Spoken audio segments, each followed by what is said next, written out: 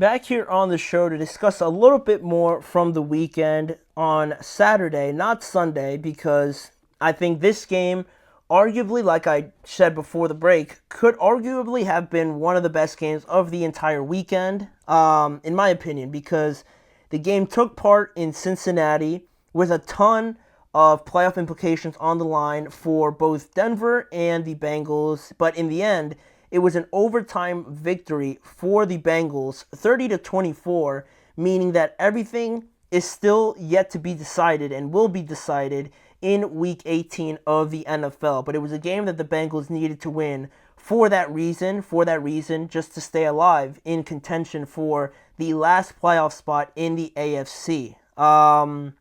This was, oddly enough, the way the Bengals season has been going, this was the Bengals' first win this year against a team that had a winning record overall on the year. The Bengals have failed to do that, and this was their first time, I should say, that they won a game against a team that had a 500 or better record. And because of that, they extended their winning streak to 4 games, and now they sit with an 8-8 record. And on the other side, Denver loses its second straight game, and now they sit with a 9-7 record and still hold on to that last playoff spot as things stand today. At this moment, the Broncos still would be the number 7 seed in the playoffs if this was the last week of the NFL, but it's not. So, heading into next week, there's a lot to play for that we're going to get to, but more on this game.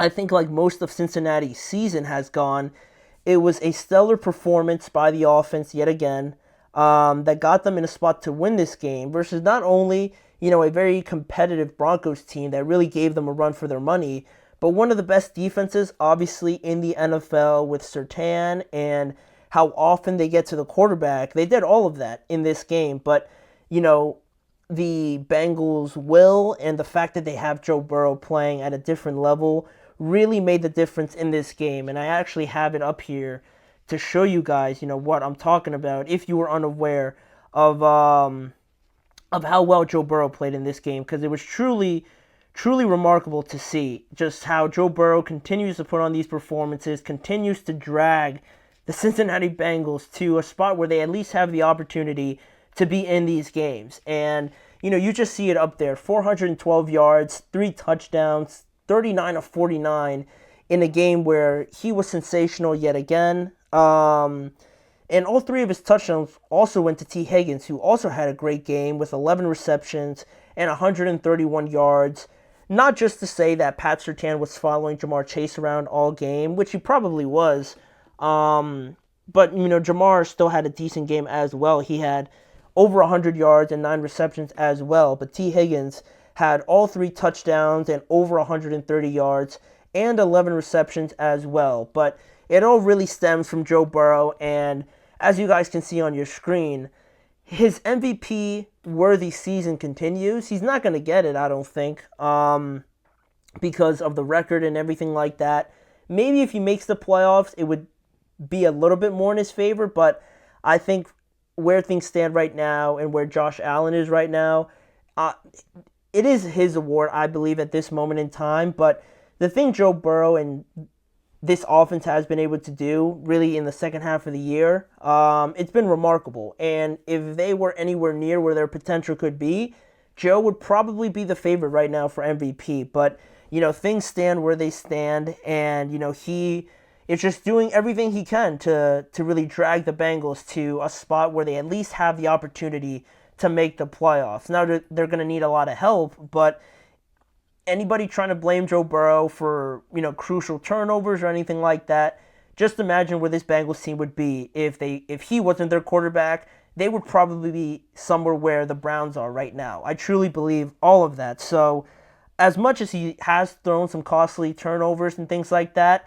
it fails in comparison to where they would be if he wasn't even their quarterback, right? They would be nowhere near where they are right now, even with the opportunity to make it into the playoffs. They would be nowhere near it. So, Joe Burrow, I think, definitely should be talked about it in a little bit more positive light. I think people are just taking it for granted for him just throwing for over 400 yards each game and 3 touchdowns. It's not normal, and he's definitely doing everything he needs to will his team to the playoffs. But in this game, it was a slow starting game, with Denver winning early in the game 3-0, and they held that for most of the first half until Tee Higgins finally found the end zone with about a minute and 49 seconds left, and now the Bengals lead it 3-7.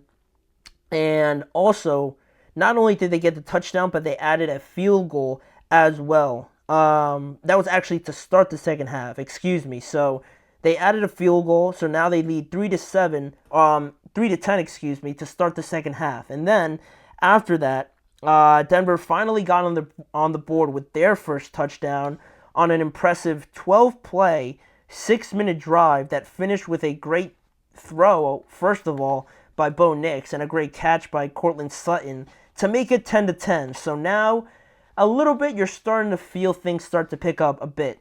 It's still 10-10, but finally, at least the Broncos showed a little bit of life there. And then we got a touchdown by each of the teams over the next 2 drives, including a Marvin Mims, I think I want to say 50-plus yard touchdown. I'm not quite sure. I do have it up here. It was a Marvin Mims, 51-yard touchdown to, just go back and forth with the Bengals. It's 17-17 now. But the next 2 drives, after each team exchanged a touchdown in the previous 2 drives, the next 2 drives were a turnover by each of these teams. Tee Higgins fumbled, in which was a crucial moment. In the moment he fumbled, everybody probably thought that, the Bengals probably were playing themselves out of this game. But it wasn't until the very next drive, after they recovered it, that Bo Nix threw a even more surprising interception, I would say, right? He tried to squeeze it into a tight window to Courtland Sutton, but the Bengals picked it off. And they capitalized on that interception with a touchdown with about a minute 29 left in the fourth quarter, and the Bengals leading 17-24 now. But to Denver's credit, they didn't go away. Their young rookie quarterback did not blink,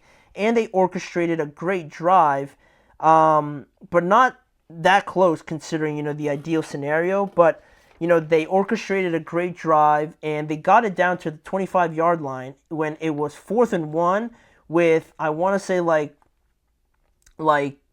8 seconds left in the game. It's 4th and 1, how much time you have left, and, the all the intricacies of getting back to the line, snapping it and things like that. In about 8 seconds, there's not a lot really you're working with.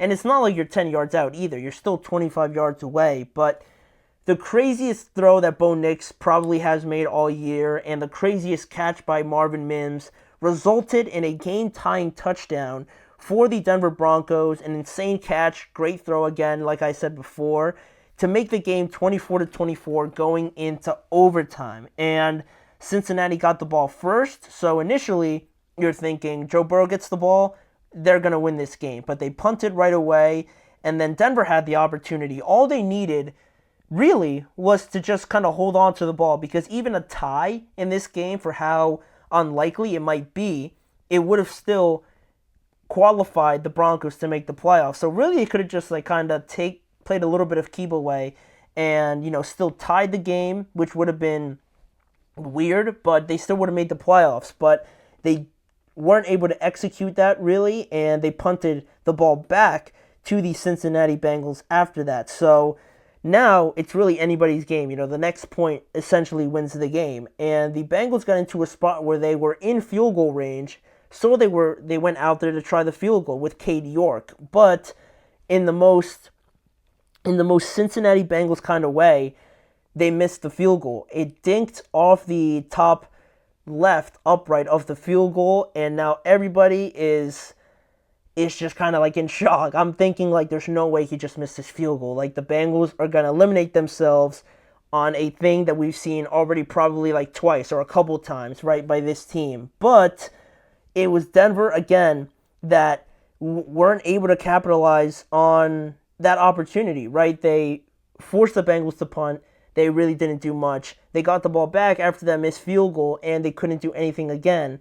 So you can only get so many opportunities against a guy like Joe before he makes you pay. And he did exactly that when he completed a massive 31-yard pass to Tee Higgins down the left sideline, and then he threw a game-winning touchdown to Tee Higgins as well. And the Bengals, in the most unlikely, wildest of scenarios, ended up winning the game, and they stay alive, which is disappointing for Denver because, a tie would have set them up for the playoffs, like I said. But despite how, demoralizing it was, they still hold their future in their hands next week because all they need is to beat the Kansas City Chiefs, and it would lock up the last spot in the AFC playoffs for the Denver Broncos. And like most of you probably know, the Chiefs are probably not going to play any of their starters. So it lines things up pretty nicely for the Broncos. So all they have to do is just win, right?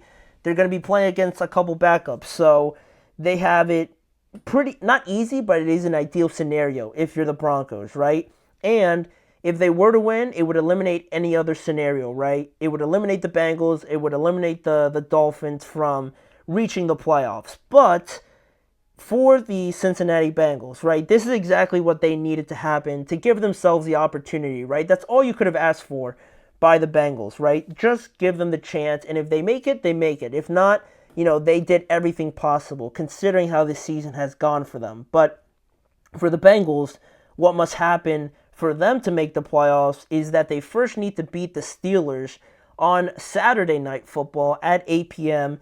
They need to win that game because once they win that game, they need to wait for the Broncos to lose to the Kansas City Chiefs and their backups, and also they need to wait for the Dolphins to also lose against the Jets, who are playing as bad as anybody right now in the NFL. That's what needs to happen for the Bengals to make the playoffs. They need to beat the Steelers. If they don't beat the Steelers, nothing really matters for them. They'd already be eliminated. But if they do win, they need Denver and Miami to lose on Sunday. So a lot to play for. The Dolphins also need to win and need to wait for the Broncos and Cincinnati to lose as well. So a lot still to play for that one spot. There's a lot riding over the weekend. But, Joe Burrow, if he hasn't already proven it, he's going to do everything possible to make sure that the Bengals have all in line for them to make the playoffs. So he's probably going to have another big game on Saturday, and then we're just probably going to have to wait until Sunday, most likely. But we'll see where the weekend takes us. But for right now, currently in the present, we have a Monday Night Football game to talk about quickly here.